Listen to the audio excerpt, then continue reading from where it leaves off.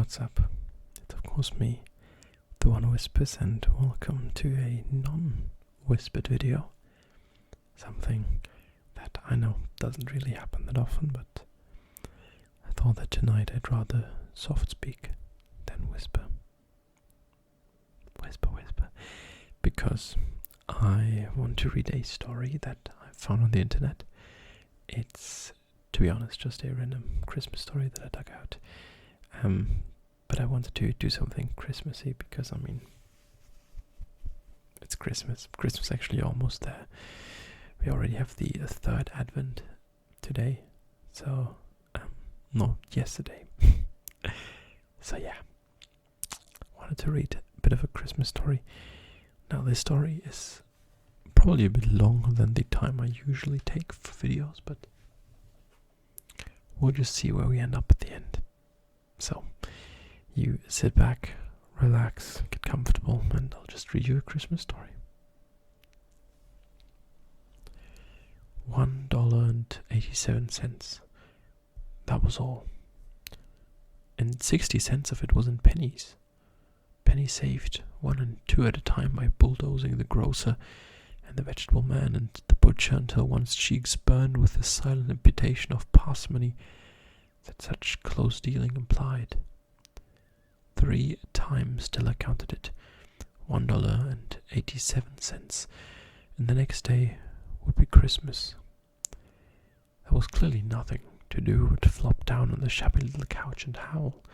So Stella did, which instigates the moral reflection that life is made up of sobs, sniffles, and smiles, with sniffles predominating.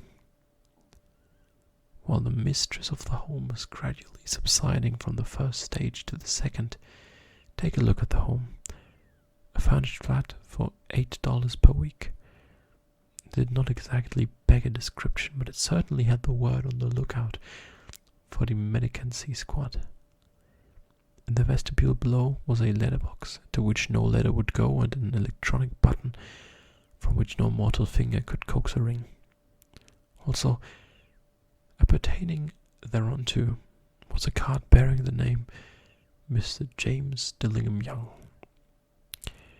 The Dillingham had been flung to the breeze during a former period of prosperity, when its possessor was being paid $80 per week.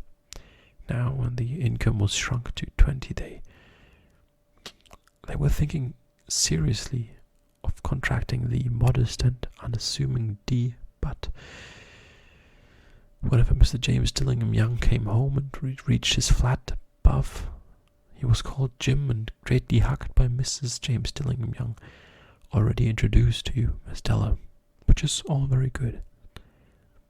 Della finished her cry and attended to her cheeks with a powder rag.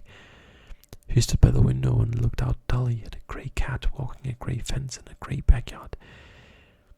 Tomorrow would be Christmas Day, and she had only $1.87 with which to buy Jim a present. She had been saving every penny she could for months. With this result, $20 a week doesn't go far. Expenses had been greater than she had calculated. They always were. Only $1.87 to buy a present for Jim, her Jim. Many a happy hour she had spent planning for something nice for him. Something fine and rare and sterling. Something just a little bit near to being worthy of the honor of being owned by Jim. There was a pier glass between the windows of the room. Perhaps you have seen a pier glass in an $8 flat. A very thin and very agile person may, by observing his fraction in a rapid sequence of longitudinal strips, obtain a fairly accurate conception of his looks. Della, being slender, had mastered the art. Suddenly she whirled from the window and stood before the glass. Her eyes were shining brilliantly, but her face had lost its color within 20 seconds. Rapidly she pulled down her hair and let it fall to its full length. Now there were 2 possessions of the James Dillingham Young, in which they both took a mighty pride. One was Jim's gold watch, that had been his father's and his grandfather's. The other was Stella's hair. Had the Queen of Sheba lived in the flat across the air shaft, Della would have let her hair hang out the window someday to dry, just to deprecate Her Majesty's jewels and gifts. Had King Solomon been the janitor with all his treasures piled up in the basement, Jim would have pulled out his watch every time he passed, just to see him pluck at his beard from envy. So now, Della's beautiful hair fell about her, rippling and shining like a cascade of brown waters. It reached below her knee and made itself almost a garment for her. And then she did it up and again nervously and quickly. Once she faltered for a minute and stood still while a tear or two splashed on the walnut carpet. On went her all-brown jacket, on went her all-brown hat. With a whirl of skirts and with the brilliant sparkle still in her eyes, she fluttered out the door and down the stairs to the street, where she stopped, and the sign read MME, Sophrony, hair goods of all kinds. One flight up, Della ran and collected herself, panting. Madame, large, too white, chilly, hardly looked at the Sophrony. "Will you buy my hair?" asked Della. "I buy hair," said Madame. "Take your head off and let's have a sight at the looks of it." Down rippled the brown cascade. $20, said Madame, lifting the mass with a practiced hand. "Give it to me, quick," said Della. Only the next 2 hours tripped by on rosy wings. Forget the hashed metaphor. She was ransacking the stores for Jim's present. She found it at last. It surely had been made for Jim and no one else. There was no other like it in any of the stores, and she had turned all of them inside out. It was a platinum fob chain, simple and chaste in design, probably proclaiming its value by substance alone, and not by meretricious ornamentation. As all good things should do, it was even worthy of the watch. As soon as she saw it, she knew that it must be Jim's. It was like him, quietness and value. The description applied to both. $21 they took from her. And she hurried home with the 87 cents. With that chain on his watch, Jim might be properly anxious about the time in any company. Grand as the watch was, he sometimes looked at it on the sly on account of the old leather strap that he used in place of a chain. When Della reached home, her intoxication gave way to little prudence and reason. She got out her curling irons and lighted the gas and went to work repairing the ravages made by generosity added to love, which is always a tremendous task, dear friend, a mammoth task. Within 40 minutes her head was covered with tiny, close-lying curls that made her look wonderfully like a tranced schoolboy. She looked at her reflection in the mirror long, carefully and critically. "If Jim doesn't kill me," she said to herself, "before he takes a second look at me, he'll say I look like a Coney Island chorus girl. But what could I do? Oh, what could I do with $1.87? At 7 o'clock the coffee was made and the frying pan was on the back of the stove, hot and ready to cook the chops. Jim was never late. Della doubled the fob chain in her hand and sat on the corner of the table near the door that he always entered. Then she heard a step on the stair, away down on the first flight, and she turned white for just a moment. She had a habit of saying a little silent prayer about the simplest everyday things, and now she whispered, "Please, God, make him think I'm still pretty." The door opened and Jim stepped in and closed it. He looked thin and very serious. Poor fellow, he was only 22 and to be burdened with a family. He needed a new overcoat and he was without gloves. Jim stopped inside the door, as immovable as a settler on the scent of quail. His eyes were fixed upon Della, and there was an expression in them that she could not read, and it terrified her. It was not anger, nor surprise, nor disapproval, nor horror, nor any of the sentiments that she had been prepared for. He simply stared at her fixedly with that peculiar expression on his face. Della reeled off the table and went for him.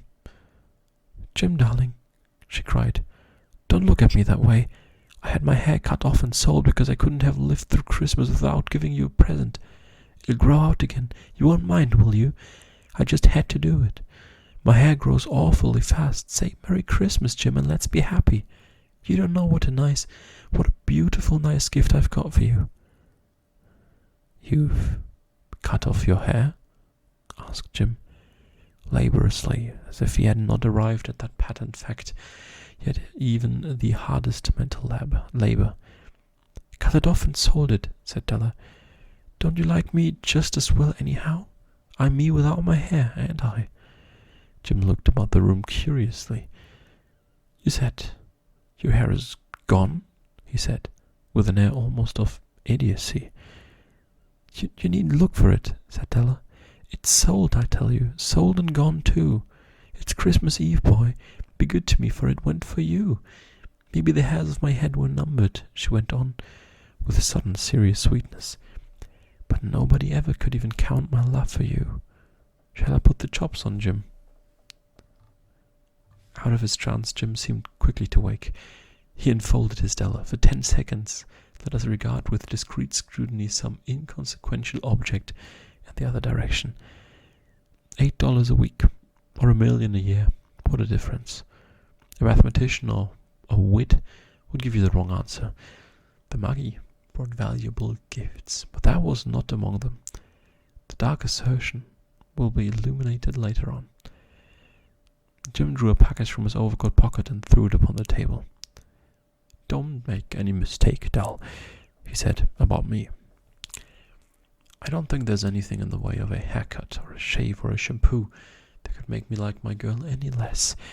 But if you'll unwrap the package, you may see where you had me going well at first." White fingers and nimble tore at the string and paper, and then an ecstatic scream of joy, and then, alas, a quick feminine change to hysterical tears and wails, necessitating the immediate employment of all the comforting powers of the lord of the flat. For there lay the combs, the set of combs side and back that Della had worshipped long in a Broadway window.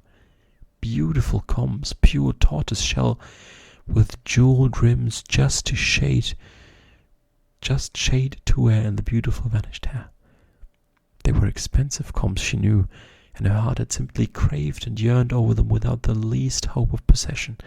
And now they were hers, but the dresses that should have adorned the coveted adornments were gone.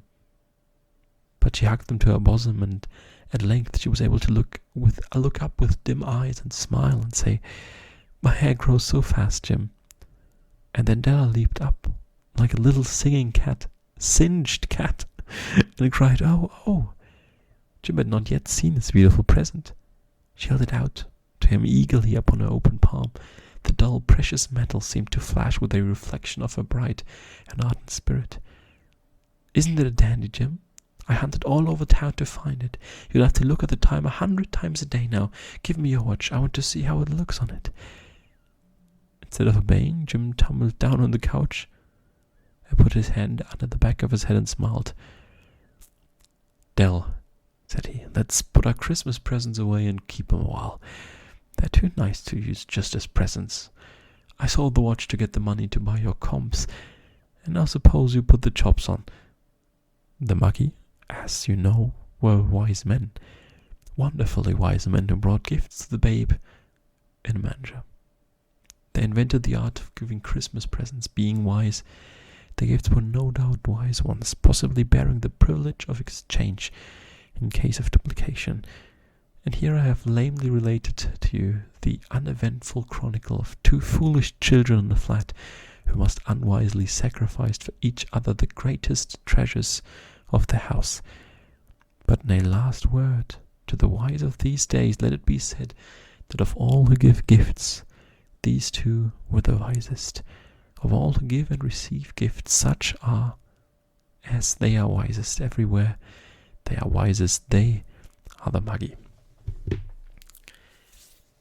Now, I'm not 100% happy with the way that I read, the way that my voice sounds when soft speaking, but I hope you still enjoyed the story, and if you did, you can always let me know by leaving a like and telling me whether you enjoyed it. So a comment and subscribe as well, and ring the bell and do all the good stuff. You can see it as a Christmas present from you to me. Anyway, thank you so much for watching, and I'll see you again in just another day's time. So see you again tomorrow.